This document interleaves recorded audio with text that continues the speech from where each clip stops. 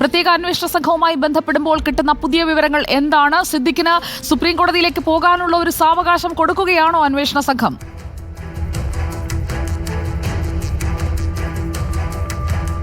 സുജയ, ആദ്യഘട്ടത്തിൽ അന്വേഷണ സംഘത്തിന് സിദ്ദീഖിനെ കുറിച്ച് വിവരമുണ്ടായിരുന്നെങ്കിൽ ഇപ്പോൾ സിദ്ദീഖിനെ കുറിച്ച് വിവരം ഇല്ല എന്നുള്ളൊരു വിവരമാണ് നമുക്ക് ലഭിക്കുന്നത്. കാരണം ആദ്യഘട്ടത്തിൽ സിദ്ദീഖ് എവിടെയുണ്ട് എന്നുള്ള ചില സൂചനകൾ ഈ അന്വേഷണ സംഘത്തിന് ലഭ്യമായിരുന്നു. പക്ഷേ സിദ്ദീഖ് ഇന്നലെ വൈകുന്നേരം മുതൽ സിദ്ദീഖിനെ കാണാനില്ല എന്നുള്ളത് തന്നെയാണ്, അല്ലെങ്കിൽ ഒളിവിലാണ് എന്നുള്ളത് തന്നെയാണ് ഇപ്പോൾ അന്വേഷണ സംഘം അനുമാനിക്കുന്നത്. കാരണം ടവർ ലൊക്കേഷൻ അനുസരിച്ച് ഒരു ട്രേസിംഗ് നടക്കുന്നില്ല.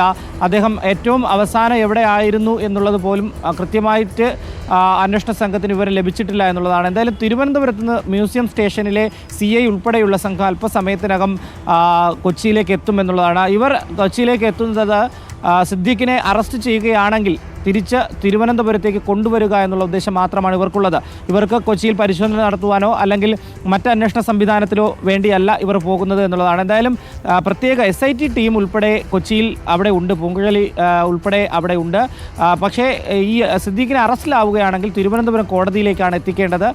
ഈ ജൂറിസ്ഡിക്ഷൻ, അതായത് FIR രജിസ്റ്റർ ചെയ്ത സ്റ്റേഷൻ പരിധിയിലെ കോടതിയാണ് വഞ്ചിയൂർ കോടതി. ആ വഞ്ചിയൂർ കോടതിയിൽ ഹാജരാക്കണം എന്നുള്ളതാണ് നിലവിൽ ഉള്ളത്. അതിനാലാണ് ഈ മ്യൂസിയത്തെ പോലീസ് സംഘം അവിടേക്ക് തിരിച്ചത്. എന്തായാലും സിദ്ദീഖിനെ ഇന്ന് തന്നെ അറസ്റ്റ് ചെയ്യാനുള്ള ഒരു തയ്യാറെടുപ്പുകളും സാധ്യതകളും തള്ളിക്കളയാനാകില്ല.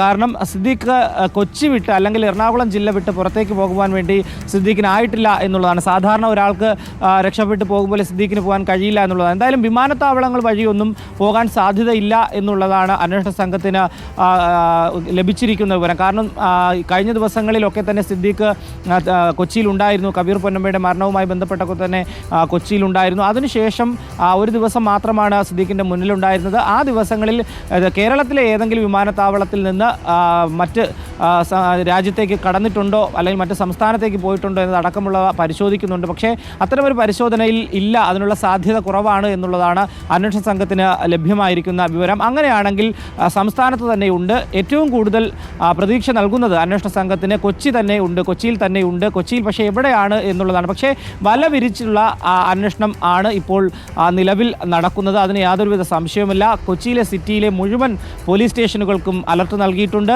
ഒപ്പം റൂറൽ പ്രാദേശിക മേഖലകളിൽ അടക്കം അലർട്ട് ചെയ്തുകൊണ്ട് സിദ്ദീഖിന് വേണ്ടിയിട്ടുള്ള തിരച്ചിൽ വ്യാപകമാക്കി തന്നെ നടത്തുന്നുണ്ട് എന്നുള്ളതാണ്. എന്തായാലും കോടതി മുൻകൂർ ജാമ്യം നൽകും എന്നുള്ള ഒരു പ്രതീക്ഷ SIT ടീമിനുണ്ടായിരുന്നു. അതുകൊണ്ടാണ് അവർ വലിയ രീതിയിൽ ഇതിനൊരു പ്രാധാന്യം നൽകാത്തത്. കാരണം കഴിഞ്ഞ 9 ദിവസത്തിന് മുമ്പാണ് ഈ ഒരു മുൻകൂർ ജാമ്യമൊക്കെ അപേക്ഷയൊക്കെ സമർപ്പിക്കുന്നത്. ആ ഘട്ടത്തിൽ സിദ്ദീഖിനെ അറസ്റ്റ് ചെയ്യാൻ വേണ്ടിയുള്ള ഒരു തയ്യാറെടുപ്പ് അന്വേഷണ സംഘത്തിൻ്റെ ഭാഗത്തു നിന്നുണ്ടായിരുന്നു. അപ്പോൾ സ്വാഭാവികമായി ഇത്തരമൊരു ജാമ്യ ഹർജിക്കുള്ള അപേക്ഷ അല്ലെങ്കിൽ ജാമ്യ ഹർജി നൽകിയിരിക്കുന്ന ഒരു സാഹചര്യത്തെ അറസ്റ്റ് ചെയ്യേണ്ട എന്നുള്ളൊരു നിലപാടിലേക്ക് എത്തുകയായിരുന്നു. തുടർന്നാണ് ഇപ്പോൾ ജാമ്യ ഹർജി തള്ളുകയും സിദ്ദീഖിനെ അറസ്റ്റ് ചെയ്യുവാനുള്ള ഒരു നീക്കത്തിലേക്ക് അന്വേഷണ സംഘം പോവുകയും ചെയ്തു. എന്തായാലും അന്വേഷണ സംഘം പൂർണ്ണമായും സിദ്ദീഖിനെ ഇന്ന് തന്നെ പിടികൂടാനാകും എന്നുള്ളൊരു പ്രതീക്ഷയിൽ തന്നെയാണുള്ളത്. ഏതെങ്കിലും സാഹചര്യത്തിലുള്ള വിവരം അവർക്ക് ലഭ്യമായിരിക്കും. എന്തായാലും നമുക്ക് ലഭ്യമാകുന്ന വിവരം അനുസരിച്ച് നിലവിൽ ഇപ്പോൾ സിദ്ദീഖിനെ കുറിച്ചുള്ള ഒരു വിവരം അന്വേഷണ സംഘത്തിൻ്റെ പക്കലില്ല എന്നുള്ളതാണ്. പക്ഷേ കൂടുതൽ വിശ്വാസമുണ്ട്,